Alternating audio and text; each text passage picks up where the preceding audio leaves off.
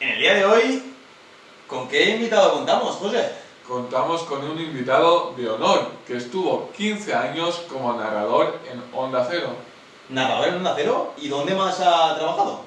Efectivamente, también ha trabajado en periódicos como Valencia Plaza, Mediterráneo, pero actualmente no sé dónde está. Creo que es conseller en la Generalitat. Así es, hoy en Micro en Juego.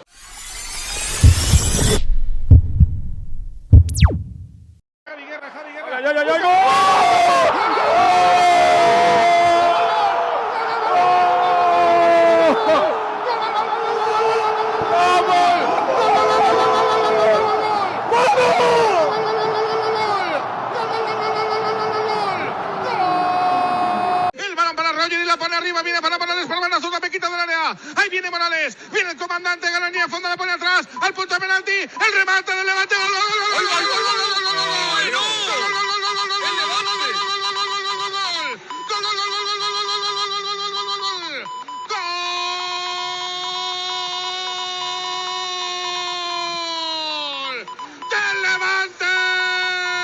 ¿Pero de quién? Buscábamos un héroe. Se abraza todo el levantinismo, todo el Ciutat de Valencia, a pesar de la poca gente que hay. Marca el Levante, lo hace el de siempre, pistolero. Es contar historias. O sea, al fin y al cabo el periodismo es contar cosas. Normal.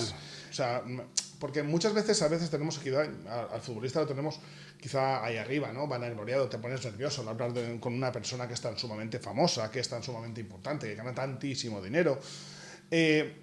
Yo siempre lo he tomado de, pues si es uno más, que tienen que hablar dos futbolistas, hablaban siempre dos futbolistas al día en casi todos los clubes. Ahora ya eso es una cosa que es una locura, es una fantasía irrealizable. Y entra al vestuario y elige dos futbolistas. Y yo entraba al vestuario, Ganzo, tal, hoy salís vosotros dos, tal. Y Rivera y Ganzo. Y van a salir, y salían a hablar a prensa. Y igual que en el Valencia entrábamos al hall como Pedro por su casa, no pasaba absolutamente nada. Yo me he callado, y creo que eso es importante. El que si un futbolista, si un protagonista del mundo del deporte te dice, por favor, no cuentes esto, no te cuesta. El problema es los forofismos. O sea, odio los foros. O sea, yo soy una persona que odia el forofismo en el periodismo. En 2007 yo estuve 6 años viajando por todo el mundo con el Valencia. Sí, de hecho yo me lo he dejado por eso. O sea, me he dejado circunstancialmente lo que yo hacía en Onda Cero, pero no por Onda Cero, sino porque yo había perdido pasión. Pero también les digo una cosa a todos los chavales y chavalas que quieran ser periodistas. Es la profesión más bonita del mundo.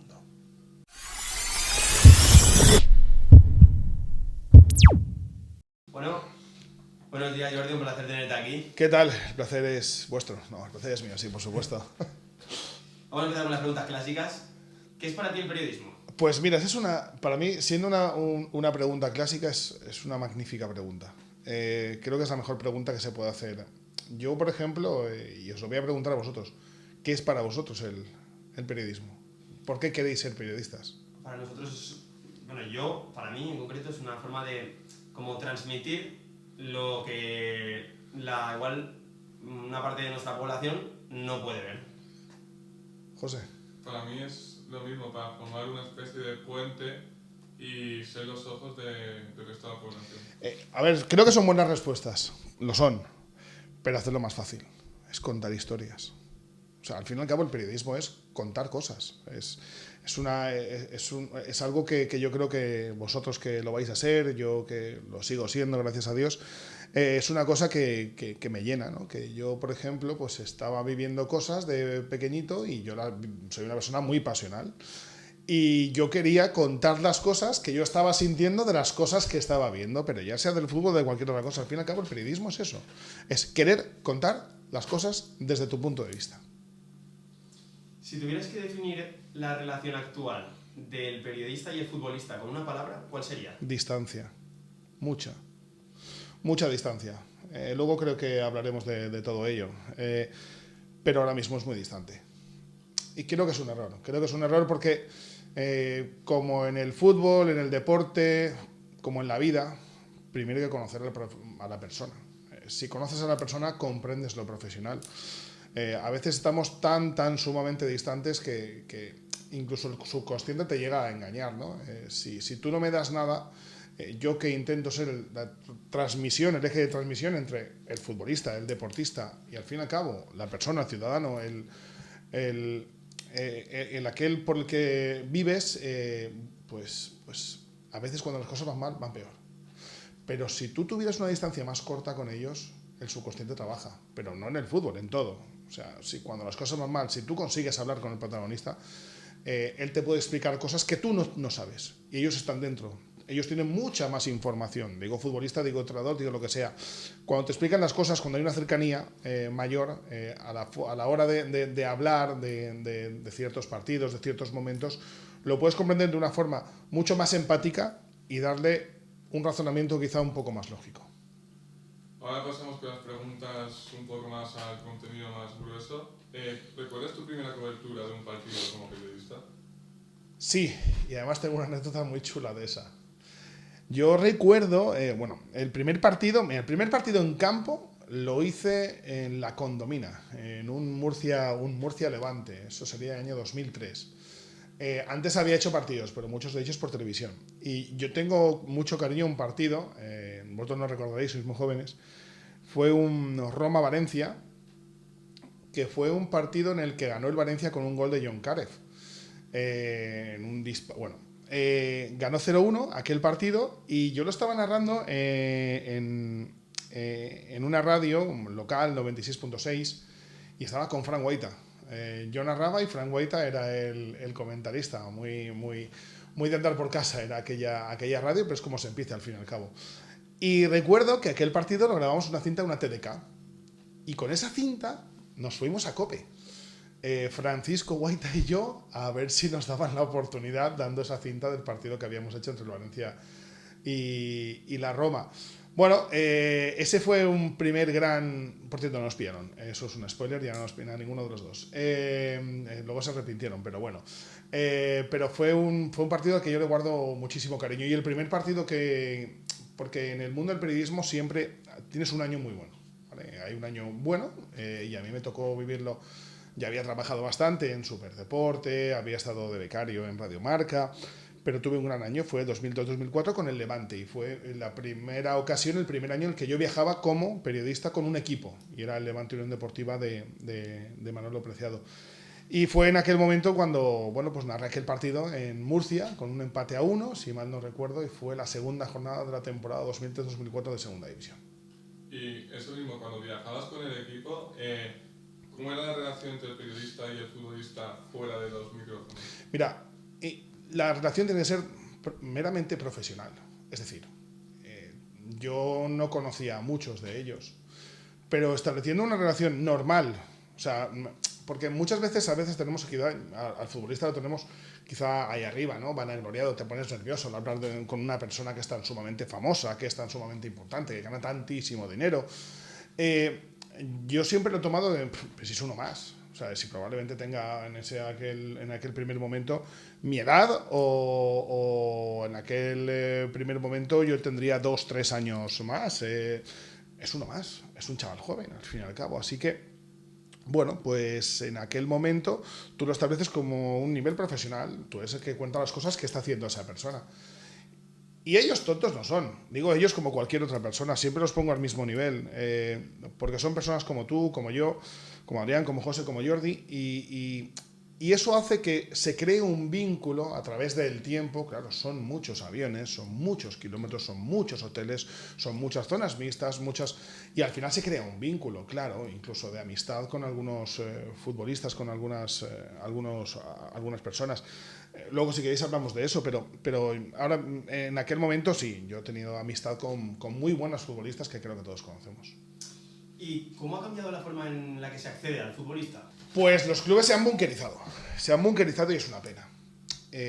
Mira, yo te voy a contar un par de anécdotas así chulas, porque creo que a través de los ejemplos es como la gente mejor lo entiende. Yo llegué a estar en el Levante Unión Deportiva y que me llamara el jefe de prensa porque trabajaban en Buñol. Y decirme, Jordi, que no llegamos, que yo no llego, que tienen que hablar dos futbolistas, hablaban siempre dos futbolistas al día en casi todos los clubes. Ahora ya eso es una cosa que es una locura, es una fantasía irrealizable, y entra al vestuario y elige dos futbolistas. Y yo entraba al vestuario, Ganzo, tal, hoy salís vosotros dos, tal. Y Rivera y Ganzo. Y van a salir, y salían a hablar a prensa. Igual que en el Valencia entrábamos al hall, como Pedro por su casa, no pasaba absolutamente nada. Y ahí hablábamos con los futbolistas, o nos tomábamos un café con el propio futbolista. Ahí, que tengo tiempo, toma un café, dale, una cerveza, una Coca-Cola, lo que sea. Eso se ha perdido, eso ya no existe. En el Valencia las vallas han ido tomando protagonismo, no se pueden ver entrenamientos, no se puede entrar a la ciudad deportiva, si no es el día de rueda de prensa, no sé si habrá cambiado en el último año, pero irá peor seguro. Y eso es una pena porque, como te estaba contando desde el principio, ¿no? Creo que al fin y al cabo nosotros somos el conector entre el aficionado y el club, y eso hace que lo veas desde un punto de vista muy lejano. ¿Alguna vez algún futbolista te dijo que no contaras algo? Sí, claro. Sí, además lo respeté totalmente. Porque para establecer esas fuentes, para establecer esas relaciones, creo que es importante, ¿no? El hecho de cuidar a tus fuentes. Y a mí... Es que te contaría tantas. Mira, viaje a Milán. Pues un futbolista lo paran en el control, y en el control lo paran porque tenía una porra extensible metida en la maleta, y además tenía muchos tornillos metidos por la maleta.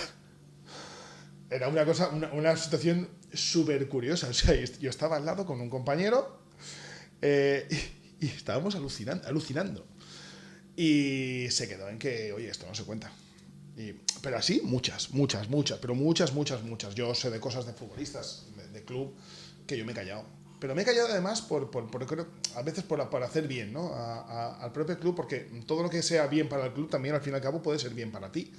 Y además esas fuentes pues te pueden respetar y contar momentos importantes cuando se den. Pero sí, muchísimas veces yo me he callado. Y creo que eso es importante. El que si un futbolista, si un protagonista del mundo del deporte te dice, por favor no cuentes esto, no te cuesta nada. Hoy viene una noticia, luego vendrá otra, si esta no la cuentas, a lo mejor precisamente te vendrán 3 porque no has contado esa.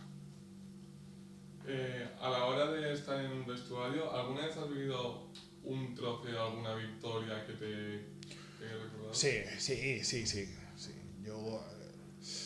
Yo no tuve la suerte de vivir el Valencia de Benítez, pero para mí hay momentos muy chulos, hay momentos preciosos.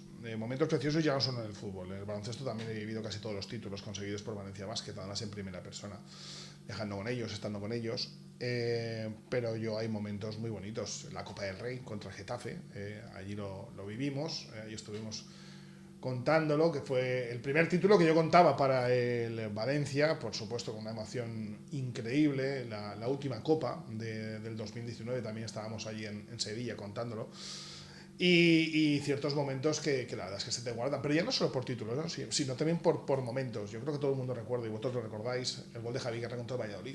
O sea, el gol de Javi Guerra contra el Valladolid yo creo que es de las cosas más bestias que he vivido, sobre todo en cuanto a explotar, ¿no? En esa tensión, en esa presión que sentía ese Valencia, y ese gol, de la forma que se dio, con el futbolista que se dio, en el momento que se dio. Fue un momento para mí glorioso también, glorioso en cuanto a transmitir aquello que yo quería contar, ¿no? El intentar transmitir aquella pasión que yo vivía en aquel preciso instante. Y otro momento muy bonito es el ascenso del Levante en Jerez en el 2004, además con mi gran amigo don Manolo Preciado en el banquillo, que en gloria esté. Y ese fue un momento también muy bonito, porque aquel momento, quizá de todos, yo creo que el más histórico es ese. Por una razón, porque es que el Levante no había estado en primera desde el año 64, y en el año 2004 sube a primera división otra vez. Hemos hablado de partidos importantes. ¿Qué opinas tú de los narradores de hoy en día? ¿Y si son mejor los de antes, los de ahora? No, sigue habiendo muy buenos narradores. Mira, por ejemplo, uno de mis referentes era José Luis Chiclana, era el narrador histórico del Valencia en Cadena SER. He tenido la suerte de compartir amistad y sigo compartiéndola con gente que para mí eran referentes. A mí, por ejemplo, había uno que me encantaba, que era Gaspar Rossetti. Me parecía un magnífico narrador. Seguro que lo recordaréis por si sois de estos de ver fútbol de ver antiguo, tal. El gol de Najim lo cuenta él, la voz, además el de Rivero. En radio está la del gol de Najim con el Zaragoza en la Recopa. Y he tenido la suerte de poder estar con los mejores. Con los mejores. Para mí una referencia y es amigo mío hoy en día es Alfredo Martínez, narrador de Onda Cero, narrador de COPE, narrador de José María García con la selección española, narrador del Fútbol Club Barcelona, y luego he tenido la ocasión de trabajar codo a codo con para mí uno de los mejores narradores de fútbol hoy en día en España, que es Víctor Lluc. Y tenemos la suerte de que es valenciano, de que es de Valencia, y además es el mejor narrador de Europa de motos de largo.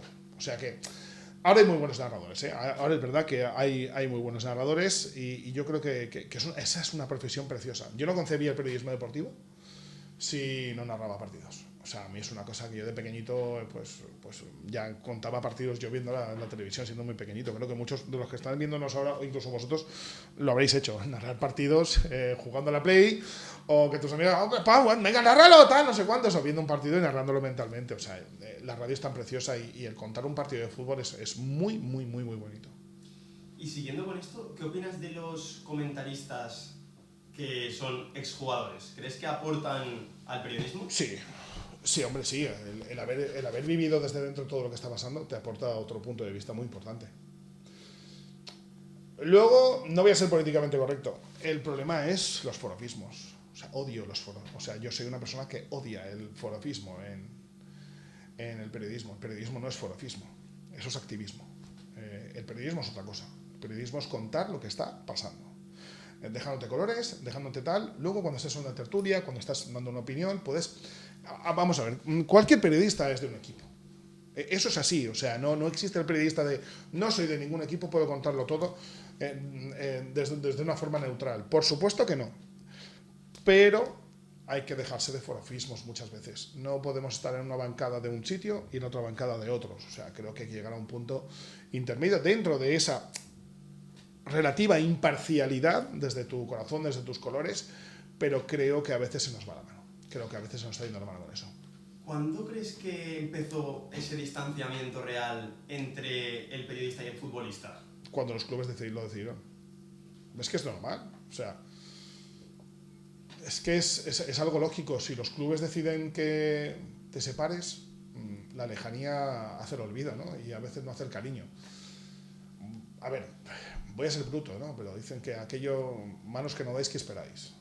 O sea, cuando un partido va mal, si no tengo ningún tipo de vínculo contigo, es más, me las estás haciendo pasar canutas para conseguir cualquier tipo de información, si te mato te voy a matar más. Si tienes un vínculo con ellos, si te mato, no te voy a matar, te voy a dejar herido, pero no te voy a llegar a matar, porque ese vínculo hace que tú también tengas una relación que hace que no te venga bien, incluso personalmente, que una persona a la que conoces, con la que tienes relación, pues le caigan piñas desde todos los sitios. Y eso es un problema que tienen los grandes clubes.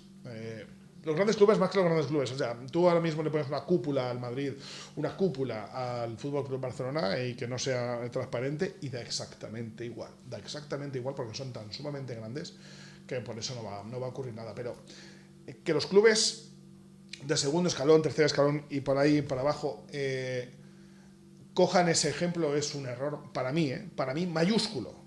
O sea, ahí tienes una oportunidad de crecer, de dar un salto más. Es decir, si esos clubes se cierran, tú ábrete. Vamos a ver qué pasa. Hay clubes que lo han hecho y casualmente les va bien. Equipos como la Osasuna, equipos como Real Sociedad se han abierto y casualmente, pues fíjate, no ha muerto ningún director de comunicación, no ha fallecido ningún futbolista por ahí porque ha entrado un periodista, o sea, no pasa nada. Es más, creo que eso engrandece al club y eso creo que crea una empatía mayor con aquel al que se debe, que es el aficionado. ¿Y crees que gran parte de esta culpa, de esta separación, es debido a las redes sociales? En parte sí, pero creo que si decir que es el 100%, creo que es hacer trampa. No, las redes sociales para mí tiene cosas muy buenas y tiene cosas muy malas. Y luego si queréis hablamos de eso, pero no.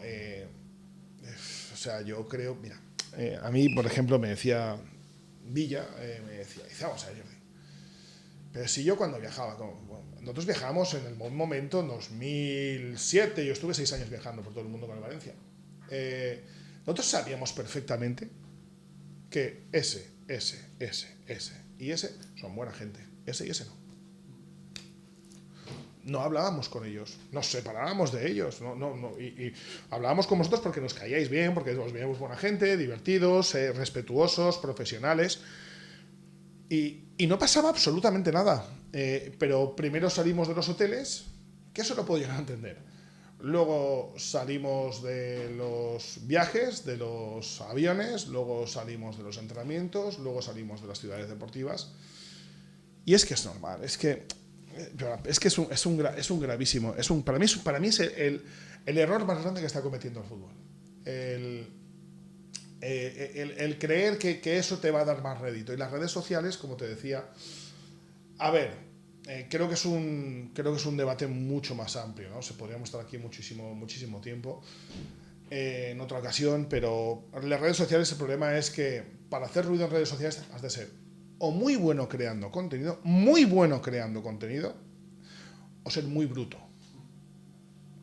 Y en muchas ocasiones en el mundo del fútbol se va a al de voy a ser lo más bruto posible. Ahora se lleva mucho las reacciones a los goles, de los que son del Madrid reaccionando a los goles del Barça, los que son del Barça reaccionando a los goles del Madrid y tal. Pues bueno, chico, ¿qué quieres que te diga? Pues puede ser divertido por un rato. A mí no me aporta nada. Creo que hay muy buen contenido en redes sociales y creo que son esos los que se tienen que fomentar. ¿Y crees que en el periodismo de hoy en día se busca mucho el titular? Sí, el clickbait. A mí me contaba una persona muy importante en el periodismo, me dice, tú cuando llegues, haz una noticia que tenga vistas, que tenga muchas visualizaciones en redes sociales. Haz un clickbait de manual y a partir de ese momento haz periodismo.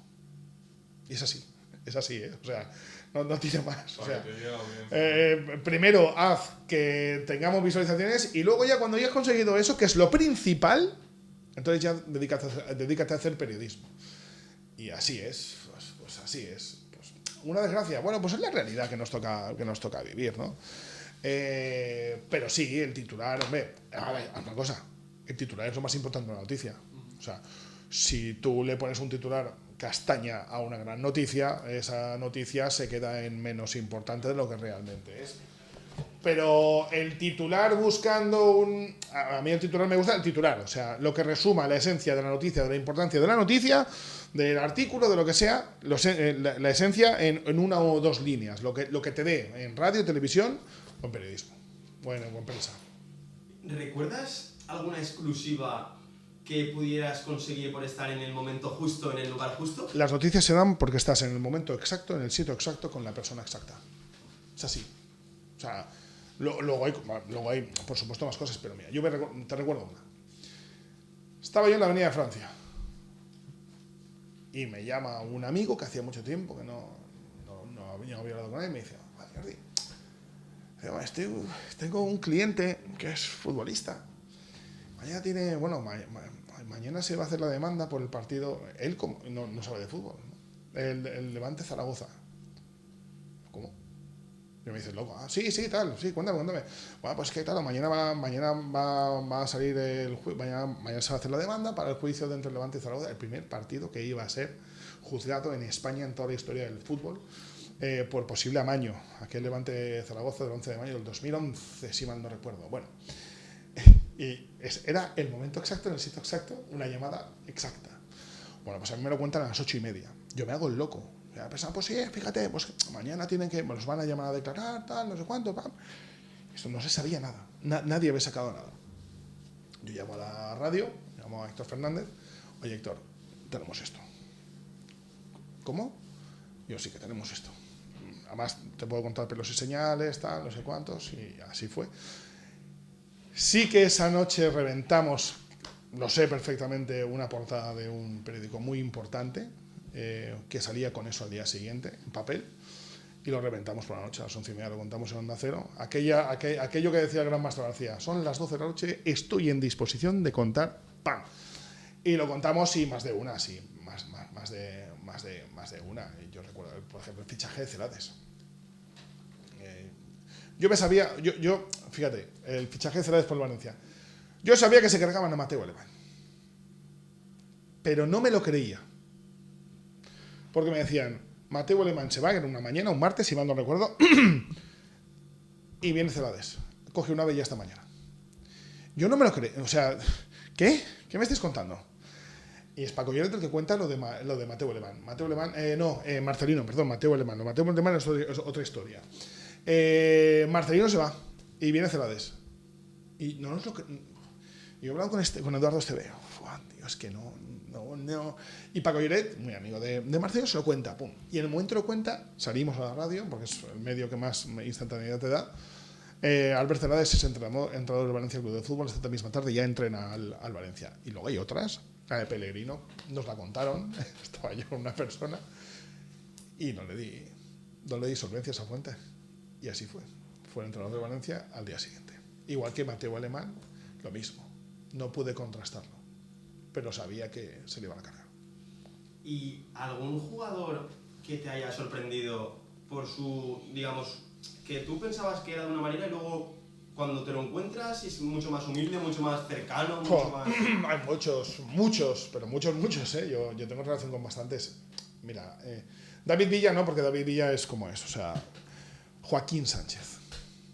Joaquín, yo siempre lo digo, tengo el honor de conocerlo, de que él me reconozca, de que él tenga mi número guardado, y Joaquín es mejor de lo que parece. O sea, si ya parece bueno por televisión, es aún mejor. Es un tío formidable, pero así como así hay muchos, ¿eh? O sea, de la época aquella del 2005, pues los Baraja, Albelda, Albiol, Mata es una bellísima persona, súper educado, súper buena gente, súper buen tío. David Villa, Morientes, César Sánchez, fíjate, César Sánchez venía del Madrid, ¿no? Le había quitado el puesto incluso a Iker Casillas, salvo en aquel momento que se lesiona en la final contra el Bayer Leverkusen. César es un genio.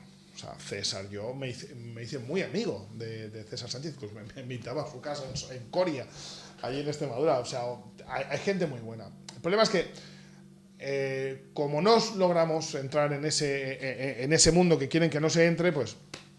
Pero eso, yo estoy convencido, yo estoy totalmente convencido que ellos quisieran. Pero al final les han hecho creer que lo mejor es lo que están haciendo. ¿Y hay alguno que te decepcionó? Siempre sí. Fernando Gago. A ver, hay otro. Jugaba en el Madrid también. A mí Fernando Gago... Ya a mí me cuenta una persona que está al lado suyo, en el vestuario, y me cuenta que Gago está denostando literalmente el Valencia. Ya está en el Madrid, tal, este club, tal, no sé cuántos. Y a mí se me calentó y lo conté. Y me llamó por teléfono personalmente esa tarde. Y la tuvimos, La tuvimos gorda. Le dije, yo no voy a cambiar absolutamente nada de lo que he contado, porque me lo ha contado alguien que está a tu lado, así que busca. No te voy a... Dime quién. Y yo, al final se demostró que en efecto estaba aquí de paso y que no le importaba absolutamente nada a este Valencia. Hay más, Hay más, pero ya no voy a decir más. ¿Y cubriendo fútbol has vivido alguna situación peligrosa? Peligrosa. Mira, peligrosa para mi riesgo personal, sí. Un viaje a Palma de Mallorca para hacer un Mallorca-Valencia era un día de viento increíble. Y aterrizamos de milagro. Pero de milagro, porque además yo tenía relación con la tripulación por cuestiones personales y luego nos lo contaron. O sea, nosotros sabíamos que el avión estaba pasándolo fatal para intentar aterrizar en Mallorca. De hecho, luego nos contaron que los 6 aviones anteriores habían desistido, habían vuelto a iniciar vuelo y otra vez a Valencia. Nosotros como decía yo, allí aparcamos. Pero aparcamos en plan, el avión entraba de lado y a última hora el avión se puso recto y cayó. Unos gritos allí, o sea, Iván Helguera, que le tiene pánico a los aviones, César Sánchez gritando, literalmente gritando en el... todos gritando, tal. Y yo iba con un compañero al lado que le tiene pánico también a los aviones. A mí, pues mira, yo tengo una forma de ser que, pues bueno, pues sí. Le decía, digo, no te preocupes, Fran, ya sabéis quién es. A mí este es mi sueño. O sea, si me voy, no me voy solo. Me llevo a 80 o a 100 por delante. ¡No seas cabrón, joder, tal! Que estamos pasando. Y luego es verdad que no, luego nos dijeron a la tripulación que había sido uno de los vuelos más complicados que habían hecho. Y luego viajes también a Bursa, en Turquía.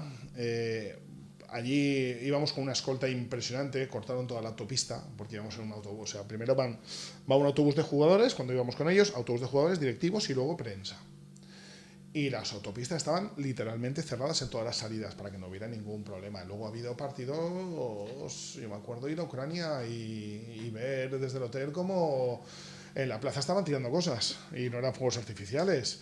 Y no se pudo jugar en el Olímpico, se tuvo que jugar en otro campo. O sea, que hemos vivido situaciones también divertidísimas. Por ejemplo, el 11S. El 11S pilla en Rusia. Claro, estás allí. Pilla en Rusia y dices, como esto sea la Tercera Guerra Mundial, ya tienen los primeros presos. Aquí estamos nosotros. Al final no pasa nada, pero sí, hemos tenido alguna cosa así heavy hemos tenido, pero luego con aficionados en campos. La gente no entiende.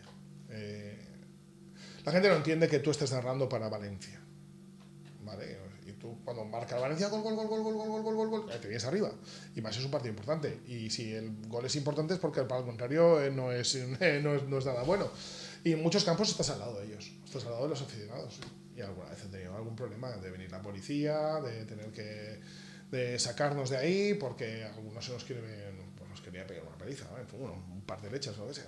Pero bueno, pero esas son anécdotas que luego se te quedan en el recuerdo, como te estoy contando a vosotros, que luego realmente no pasó nada. Y siempre se habla de los jugadores, pero si te tuvieras que quedar con un entrenador... Don Manolo Preciado. No tengo ningún tipo de dudas. Y te voy a decir por qué. No por su historia, sino porque Manolo Preciado creo que es de las mejores personas que he conocido y voy a conocer en el mundo del fútbol. No tengo ningún tipo de dudas. Y solo hay que ver su currículum antes de que sucediera todo lo que sucedió. Manolo Preciado tenía una cosa muy clara. Él te iba con Raúl Ruiz, que era el segundo entrenador, y eran poli bueno, poli malo. Y ellos tenían una forma de organizar que era a través de gestión del grupo. Si tú tienes un equipo consolidado, muy metido todos en la misma pelea, tú tienes más del 50% ganado. O sea, más de la mitad del trabajo ya lo tienes hecho, porque van a creer en ti. Que es lo que está pasando ahora mismo, por ejemplo, con Carlos Corberán, ¿no? Tiene ganado y creen en él. O sea, si algún día les dicen, pues vais a jugar la pata coja hoy, y todos jugarán la pata coja creyendo que eso les va a llevar al objetivo. Pero Manolo Preciado, yo empezaba, como os decía, ¿no? En aquel partido, en Murcia, luego fue Tarragona, en Copa, y me vio, y yo era un pollete, y me dijo, ¿qué? Pues, ¿estás empezando, no? Y yo, sí, dice, tú no te preocupes por nada, tú a mi rueda. Y en efecto, a su rueda durante todo el año. Me llamaba por teléfono, si necesitaba algo, cualquier tipo de información, que tal, no sé cuántos. Luego ha habido muy buenos, ¿eh? O sea, yo con entrenadores, pues Yuki tuve muy buena relación, pero también porque era amigo personal. Mendilibar me pareció increíble, y qué pena que no le fuera tan bien en el Levante. Luego yo las tuve con una Emery, pero yo tuve una muy gorda con una Emery, pero gorda, ¿vale? Hasta casi llegar. Y luego esa misma tarde hablamos por teléfono y nada, y llegamos a entender otro buen tío, ¿eh? otra magnífica persona. Baraja es una magnífica persona. ¿Para qué es un tío vallisoletano? Es un tío que, pues, pero tienes que saber entrarle. O sea, y cuando le entras, estás en su confianza, es un tío magnífico. Muchos son, yo he coincidido con muchos y la verdad es que hay muchos muy buenos y otros muy malos a nivel incluso personal. ¿Y una celebración post partido que la tengas grabada a fuego? En Copa del Rey de Madrid. La Copa del Rey de Madrid, esa fue muy divertida. Esa fue muy divertida en el hotel donde estábamos todos los periodistas. Porque antes viajábamos, tú fíjate, antes lo normal era viajar con Valencia, viajábamos 18 periodistas. Claro, y éramos 18 amigos. Yo en mi boda pues fueron casi todos. Éramos amigos. Y celebraciones especiales, sí. Luego, tuve una celebración especial también en la segunda vez que se mete el Valencia con Cooper en la final de la Champions, en Café Madrid, que ahí pasó de todo. O sea, ahí pasó absolutamente de todo. Y la del ascenso del Levante también, de ese me acuerdo yo en Jerez. O sea, aquí hay fotos y todo. Aquella fue un espectáculo. Aquella había jugadores que hablaban con un disjockey que no existía, o sea, en una cinta y ya está, y está, ponme tal, y dice, no hay nadie. Pero sí, muy divertida, sí, hemos vivido. Claro, es que antes teníamos esa relación, antes sí que teníamos esa relación y nos invitaban o salíamos un jueves y te venía un jugador, te decía, oye, te llamaba por teléfono con esos cacharros que llevábamos antes y te decía, oye, mira a ver si está ahí en gasoil o está en... Mira a ver si está en entrenador. Entonces te metías. Sí que está, me cago en la leche. Pues vamos al otro. Entonces, avísame si sale de ahí, porque se va al otro. Entonces, si salía, el entrenador oye, que ya sale, me cago en la leche, va. Y entonces se cambiaban, había esa confianza, o sea, había ese tipo de confianza de, ve a ver si está el entrenador para poder entrar, si no, no entramos. En cuanto a los aspectos técnicos, ¿te gustaría que cuando empezaste hubiese existido alguna herramienta de las que hay ahora? Yo personalmente no. Es más, yo soy una persona que no se apunta nada. O sea, yo veo un partido simplemente con que tenga el 11 y es mi forma, ¿eh? O sea, yo entiendo mucha gente que tenga, por ejemplo, mi compañero Víctor Lluc iba con post-its y entonces había un cambio, quitaba el jugador, ponía el otro, tal, no tenía otro preparado, sabía que cuánto medía, cuántos goles llevaba, tal, no sé cuántos, pero sí, por ejemplo, ahora hay una aplicación que en los últimos años yo sí que he utilizado, es OneFootball. O sea, OneFootball me parece una magnífica aplicación porque tú metiéndote ya en el propio futbolista ya te dice todos los datos, te dice todas las estadísticas, etcétera, etcétera. Pero creo que es algo complementario, ¿eh? O sea, lo importante es vivir la pasión del fútbol, lo que está pasando. Luego ya, pues, artilugios también, pues eso, OneFootball, futbolista ucraniano, tal, no sé cuánto. Sí, a mí me hubiera gustado tener OneFootball desde el principio. Pero yo siempre he sido uno que he ido con un folio, incluso arrugado, sin papel, y apuntarme rápidamente a los 11 simplemente para saberlo. Que luego los 11 te los sabes a los 20 minutos. O sea, tú cualquier partido, salvo que sea contra un grande que te lo sabes ya de memoria todos, pero si no, a los 20 minutos sabes perfectamente quién es cada futbolista. Porque lo lleva por las medias por fuera, lo lleva tal, y unas zapatillas azules, tal, no sé cuántos y enseguida los pillas. Y hablando de esa pasión, ¿crees que se ha ido perdiendo? Sí. Sí, de hecho yo me lo he dejado por eso. O sea, me he dejado circunstancialmente lo que yo hacía en Onda Cero, pero no por Onda Cero, sino porque yo había perdido pasión. Creo que la vida es pasión y el periodismo es pasión.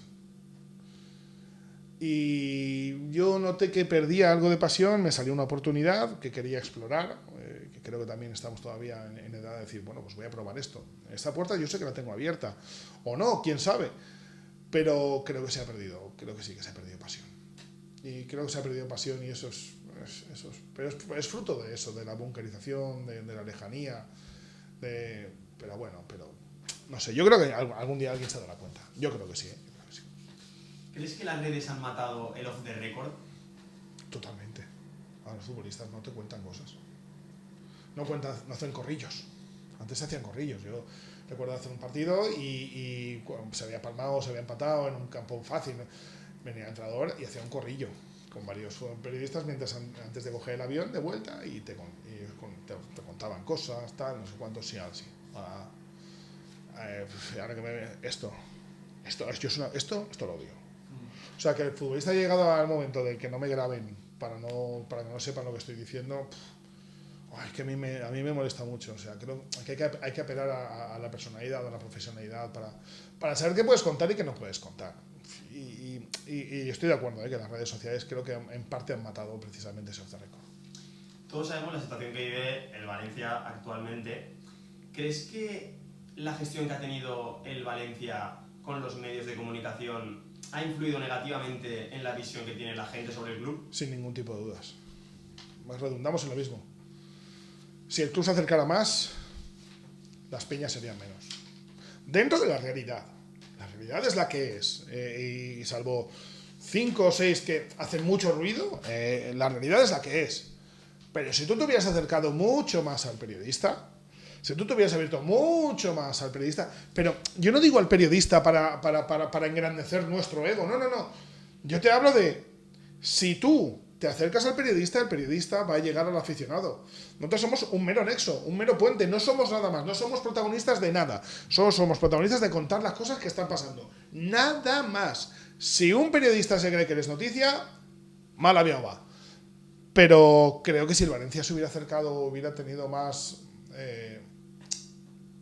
condescendencia con medios o con ciertos medios, los que hubieran, yo creo que las cosas hubieran sido dentro de la realidad, repito, que no es la mejor, ni mucho menos, ojalá fuera otra cosa. Creo que estaríamos hablando a lo mejor de otro punto ahora mismo en el que está el Valencia. Y si tuvieses que dar un consejo a un joven periodista, ¿cuál sería? Que sea buena persona. Mira, creo que el matonismo, que también se practica en esta profesión, creo que la chulería, que también se practica en esta profesión, creo que es cortoplacista. Yo sacaba noticias porque de mí la gente se fiaba. Porque no, yo no soy una persona que vaya por ahí haciéndose el guay y tal. Es más, hacía más el imbécil que otra cosa. Yo al periodista le diría que sea periodista. Que se fije en periodistas y no en futbolistas. Que se fije en cómo cuentan las cosas y no qué coche lleva. Que se fije en lo que es un futbolista. Mira, yo soy súper fan del futbolista. O sea, yo soy un enamorado del futbolista y creo que es algo que no se pone en valor dentro de este negocio. ¿Por qué? Porque ahora mismo los chavales jóvenes hablan de, mira qué barco en Ibiza, buah, mira qué pibonazo, mira qué cochazo. Pues tronco, para haber llegado ahí, ese futbolista tiene que haber pasado muchas cosas que les hubiera encantado vivir, pero ha perdido los mejores años de su vida. Está viviendo otros años muy buenos, pero ha perdido probablemente una infancia. No puedes irte a la boda de tus amigos, no puedes irte a una despedida soltero, no puedes salir, no te puedes ir de combinada, no te puedes pillar un ciego jueves, viernes, sábado porque a veces te apetece. No, todo eso no lo puedes hacer. Y encima tu padre te tiene que llevar a un partido que a lo mejor será 200 kilómetros. O tu abuelo te tiene que llevar, como hacían, por ejemplo, con Carlos Soler todos los días, o con José Luis Gallá, de ahora más o menos. Esa serie de cosas que tú te has perdido, creo que el foco tiene que ir ahí. Para ser futbolista tienes que haber trabajado muchísimo, pero muchísimo es muchísimo. Haber renunciado a muchísimas cosas por el amor que le tienes a esa profesión, pero ya no en el fútbol, en cualquier otra. Y creo que eso se ha perdido, ¿no? Y ahora mismo pues estamos en esa. Me estoy diciendo muy negativo, ¿no? Pero también les digo una cosa a todos los chavales y chavalas que quieran ser periodistas. Es la profesión más bonita del mundo. No tengo ningún tipo de dudas. Es muy, muy, muy bonita. Es una profesión preciosa. Y si te va bien, pues yo siempre tengo el sueño de decir, yo quiero ganarme el pan siendo periodista. Pues bueno, gracias a Dios, me lo estoy ganando siendo periodista, ¿eh? He cumplido un sueño. Y hablando de la familia, ¿cómo importante crees que es la familia para que un futbolista pueda llegar a... Eso es primordial. Pero primordial como en cualquier deporte. Por ejemplo, yo conozco a Ángel Piqueras, Moto3, ¿no? Ahora. Es de mi pueblo, es de Ayora. Yo sé, los padres de Ángel, todo lo que han tenido que hacer para que Ángel Piqueras ahora mismo esté segundo o liderando el Mundial de Moto3. Los sacrificios que hace la familia. Yo tengo un niño pequeño, tiene 7 años, bueno, tengo 2, pero el pequeño juega al fútbol. Yo los fines de semana muchas veces pues no puedo hacer planes tampoco porque hay partido al día siguiente, a las 8 en Carcaixent, tal, no sé cuántos. Pues eso imagínate empezar con 7 años y que se vaya repitiendo año tras año. Y encima que vaya más y a más y a más y a más y entrenamientos y tienes que llevarlo y tal y no sé cuántos. La familia es... Pero no solo es importante en eso. La familia es importante en el crecimiento del futbolista. Yo he visto muchos futbolistas caerse precisamente por la familia. Porque la familia tiene que ser un mero espectador del crecimiento personal de su hijo. A nivel personal y a nivel futbolístico. Pero nunca tiene que ser un alentador. No pueden jalearte en casa. Y yo eso lo he visto mucho, pero mucho y en muchos casos. Futbolistas que apuntaban muy buenas maneras. Pero el irte a casa y que el padre o la madre o el abuelo o la abuela te diga, se juega peor que tú, tal, no sé cuántos. Entonces tú te lo crees. Tú estás en una fase esponja que sigues cogiendo conocimientos, cogiendo cosas y te lo empiezas a creer y empiezas a creerte que eres mucho mejor de lo que realmente eres. Y ahí la familia también tiene que jugar un papel súper importante a través de la humildad, de decir, a seguir creciendo, creciendo, creciendo. Y habrá un momento en que quien llega a primera división es porque lo vale. Pero tiene que valerlo. Un futbolista no es solo lo que hace con las piernas. Es un compendio de tantísimas cosas que es muy poca gente la que llega. Con tantas anécdotas que puedes contar, ¿nunca te has planteado escribir un libro? No. Yo me espero a la película. No, pero yo creo que, a ver, cualquier periodista que haya estado de mi época, bueno, es que podemos contar, sí, se pueden contar muchas cosas. Pero un libro no. El libro es el protagonista, no. Al fin y al cabo lo contabas en un periódico, en una televisión o en una radio, ¿no? Y creo que eso, pero luego contar cosas de otras personas tampoco. Pero sí, en estas cosas, pues a mí me encanta estar sentado con vosotros ahora mismo y hablando un poquito de todo esto, ¿no? Y que pues que te vengan recuerdos muy bonitos, porque repito que esta es la profesión más bonita que ha parido madre. O sea, no hay otra profesión, de verdad. Créanme, voy a mirar a la cámara, no hay una profesión más bonita que la de ser periodista. Y si el Jordi joven viera cómo ha evolucionado ahora el fútbol y la relación que hay con el periodismo, ¿qué pensaría? Que algo estamos haciendo mal. Que no sé muy bien el qué, pero yo, y no es una opinión solamente personal, sino de muchos compañeros, que algo no estamos yéndonos a un nivel muy superficial del mundo del deporte de élite. El mundo del deporte de élite es mucho más heavy de lo que realmente es. O sea, os lo contaba hace un momento, ¿no? Los sacrificios, todo lo que hay que hacer, creo que lo estamos superficializando en demasía. Mira qué pelo lleva, mira qué coche lleva, mira qué... O sea, que haya gente en la rotonda, o sea, que haya gente en una rotonda. A mí es que es algo que de verdad... Y que te puedes hacer una foto porque el futbolista te baja la ventanilla un poco, o sea, yo sí, imagínate, salgo de aquí ahora y hay gente esperándome, porque soy súper famoso. O sea, yo me tiraría 3 horas haciéndome fotos, haciéndome lo que fuera. Chico, que tú vives por esa gente, es que vives por esa gente. Pero ya no es el futbolista. El futbolista hace lo que realmente cree que debe de hacer. Son los clubes los que tienen que hacer esas cosas, el fomentar, ¿no? Esa cercanía, mucha más cercanía con lo que es el aficionado. Yo le diría eso, vamos a intentar volver a la pasión, vamos a intentar volver a lo que es lo más importante de lo menos importante, que es el mundo del deporte, que es el gran hobby de este país. Ahora vamos a pasar a una ronda de preguntas rápidas. ¡Rapidísimas! En las que tienes que contestar con una Venga, o 2 palabras.